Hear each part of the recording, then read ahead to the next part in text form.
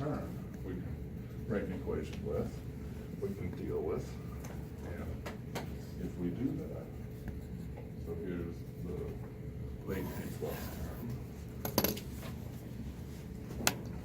If we do that, we see that we come up with this equation, and we can solve that for the leaf temperature, or the leaf air temperature difference, and see what's important in influencing that. Again, don't worry about the equations, but the most important thing to me about this equation is it shows explicitly what's important in determining the leaf temperature. Okay, so that last set of slides, you can determine the light that's incident on a leaf, or if you have the applicable properties of absorbent. That's important. Light affects stomatical conductance, light affects photosynthesis, blah, blah, blah. The leaf temperature is also important. That affects respiration rates, it affects the leaf to air temperature or vapor pressure difference, and various other things. What influences leaf temperature? Well, you can see the factors here. One of the most important of which is the stomatal conductance of the leaf. That's implicit in this term and this term. So the leaf stomatal conductance is a big factor in determining the leaf temperature.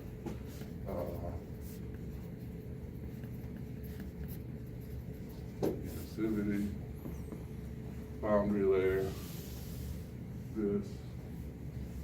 In fact, you can make the argument, not a bad argument, that the stomatal conductance is the only factor that the plant can control to influence its temperature. Of all these things on this side of the equation, the only thing the plant has to be able to control is its stomatal conductance. And the only way it can do that is by accumulating solutes in the guard cells, or by getting rid of solutes in the guard cells. So the stomatal conductance is really important in determining leaf temperatures, which has a profound influence on all kinds of physiological activities, because most of those are mediated by chemical reactions, which we know are dependent on temperature. The rate of those reactions depends on temperature. So the stomata are critical in determining leaf temperatures. That's the most important thing to remember about this whole leaf energy. And you can okay, so we considered light in some detail. Consider temperature in some detail. By doing more refined analyses along these same lines, for example, splitting the canopy up into separate vertical layers, each layer of which can have different properties, different leaf areas, different light response curves for photosynthesis or for stomatal conductance. You can refine this approach to more closely mimic reality, and to be able to predict the interactions of plants with their environment on a whole canopy scale, and ultimately on a global scale. That's what I think is important about modeling. You know what?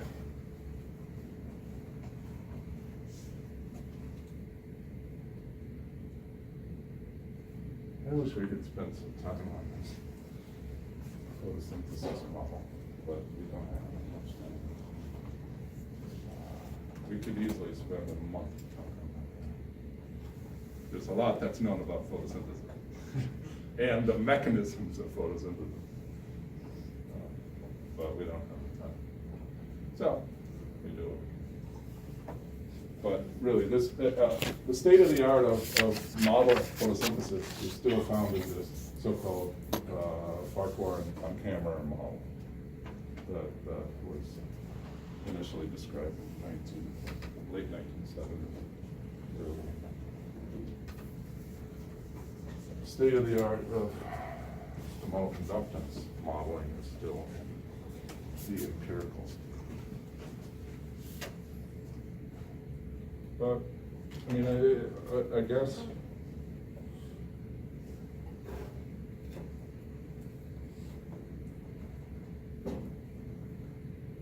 one reason that I talk about this is that I don't want you to be afraid to use math if you're a biologist. And by math, I don't just mean statistics. I like statistics as much as the next person, but, you know, there's more to math than statistics, right? So in your research, you know, don't be afraid to write a formula. And, that's sort of a philosophical thing. But you're all working on masters or PhDs, doctor of philosophy. So sometimes you have to get into this philosophy. Hard, right? Why do you do that? Because I like it. That's but I think you should.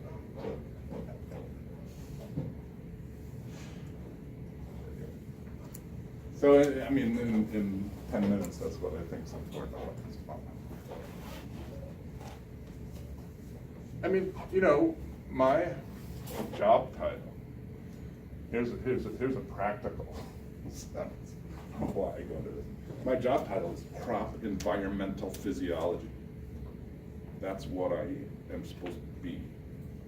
And so this fits into that. Crop, how do plants, how do crops, how are they influenced by their environment, how do they influence their environment? You have to deal with that. It's a complicated subject, but there's a lot that we know, a lot that we can say about it. So these types of microplanet models, they can be interfaced with larger global circulation models, for example, to come up with why things are the way they are.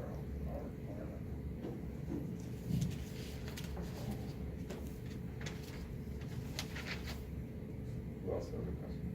Sure. Can we review the other slides to see what is important in those? Sure. Which one? All of them? Yeah, might as well just continue with them. Okay. Let me start at this time. Okay, so I did these two. All right, let's start here. Okay. Stomata, right? Here's what's important here. Really important.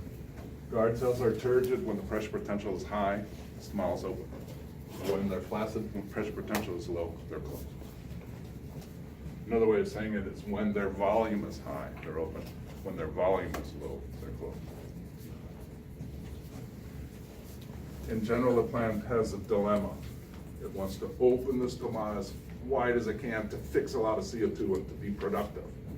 On the other hand, by doing that, it loses a lot of water.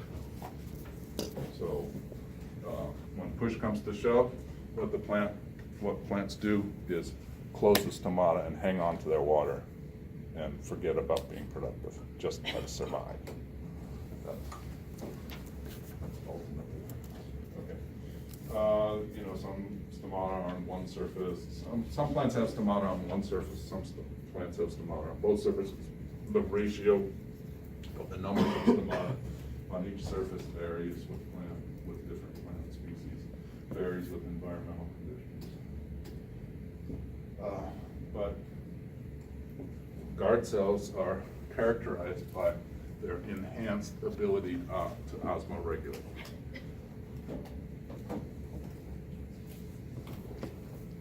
when a closed stomata opens, or when an open stomata closes, the volume of these guard cells changes. How does that volume change come about? Either by accumulating solutes, changing the total water potential so that you're in disequilibrium with the water potential around, and water moves into the cells, increasing the volume, or conversely,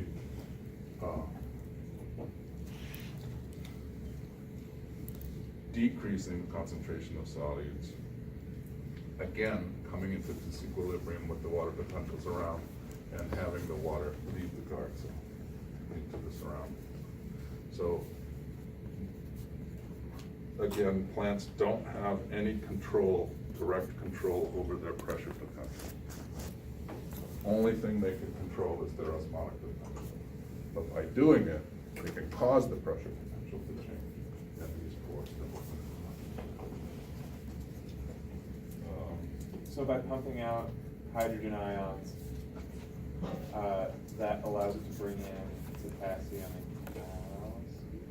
and It allows it to bring in potassium passively, passively.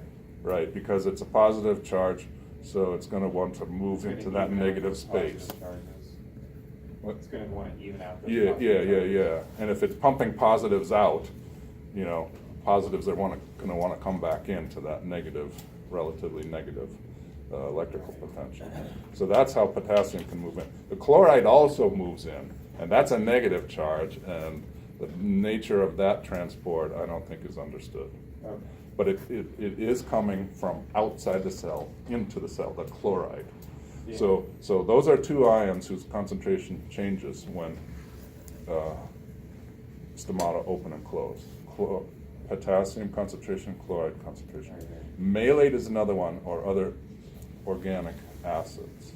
Malate has a negative charge. That malate is most likely produced internally in the guard cell from starch in the chloroplast. And there's a slide that shows these changes. So I'll get there in a minute. I'll revisit this in a minute. The units, moles of water vapor per meter squared liter per second is the most common unit in physiology. A large value of stomal conductance is 1 mole per square meter per second. This conifer has a fairly low stomal conductance. If we, okay, so that the stomatal pathway isn't the only communication that the inside of the leaf has with its surroundings. There's a so-called cuticular conductance term. Usually that cuticular conductance is very small and it's ignored. But there's also a boundary layer conductance. So that's in parallel, that's in series with this stomatal conductance, this layer of still air next to the leaf. And the magnitude of that is such that that term can't be ignored. The boundary layer conductance depends on the leaf size and the wind speed and how rough the surface is. And the stomatal conductance, you know, depends on flux. So we can mathematically, we can combine these conductances to come up with a total leaf conductance. That depends on the arrangement of the stomata on either surface and things like that. Once we have that total leaf conductance, here's the boundary layer, here's the hairy trichomes on the surface. Once we have that total leaf conductance, we can use it in a simple representation of the transpiration from a leaf as being the total leaf conductance for water vapor times this difference in the mole fraction of water vapor inside and outside the leaf. Or we could approximate the photosynthetic rate of the leaf by using the total leaf conductance for CO2 times the difference in CO2 concentrations inside and outside the leaf. So they're a useful concept to have, this total leaf conductance. Notice that these are two separate terms though, CO2 and water vapor. So if we have stomata that are open for a given aperture, the conductance for CO2 is different than the conductance for water vapor, because the movement of those gases through the stomatal pore is diffusive. And the diffusion rate of water vapor is much higher than the diffusion of CO2 because it's a smaller molecule. So if we have the stomatal conductance for water multiplied by 1.6 to get, or divide by 1.6 to get the stomatal conductance for CO2, this term is smaller than this term at a given aperture. So we have to, and the boundary layer is also different, but not quite. So it's important to distinguish the conductance, whether the conductance you're talking about is in terms of water vapor or CO2. Typically, if somebody doesn't say anything and says the stomatal conductance is 0.75 moles per square meter per second, they're talking about water. But it's ambiguous. Here are some typical conductances. And here are some of these ionic changes that happen when closed stomata open or open stomata closed. Potassium is important, chloride is important, and malate, organic ion, is important. This production and degradation of malate may be related to pH regulation in the guard cell. Most cells can pump protons across the plasmalemma to regulate their pH. Guard cells can't do that because they're pumping protons to set up these osmotic changes to open or close the pore. So they got to use a different way to regulate their pH, and that may be through the production and degradation of organic ions like malate. But anyway, the concentration of these things change quite a bit. Okay, I talked about this already. This is the sequence of protons extruded, potassium enters, chloride taken out, blah, blah, blah. Here's the figure I was thinking about earlier when you asked the question. So protons are pumped out, potassium moves in, chloride is taken up, those things accumulate in the vacuole or in the cytoplasm. Malate most likely comes from starch degradation, like this, so it accumulates.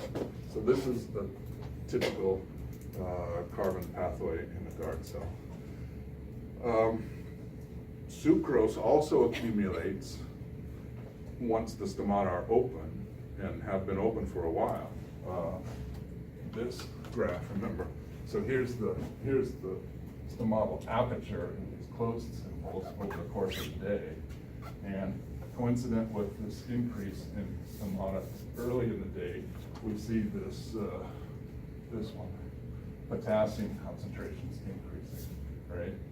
But after a while, the potassium concentration decreases and the sucrose concentration increases, so as to keep the osmotic potential fairly negative in the guard cells and keep the pore open. Later in the day, then the sucrose concentration decreases as the stomatal aperture decreases. That sucrose can come from breakdown of starch in the chloroplast via this pathway, the sucrose synthesis in the cytoplasm. Or it can come from current photosynthesis in the guard cells, just like it normally does in all the other cells that are photosynthetically active. So it's still a question whether or not sucrose can be imported from the apoplast, you know, at different times of the day in this scheme. But certainly these pathways are present and active in guard cells. These carbon or ion change pathways. So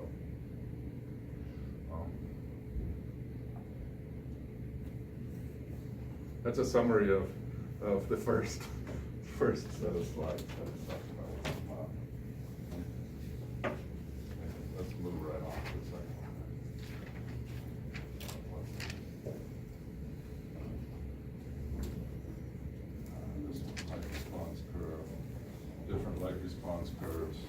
notice, important thing about this, about these.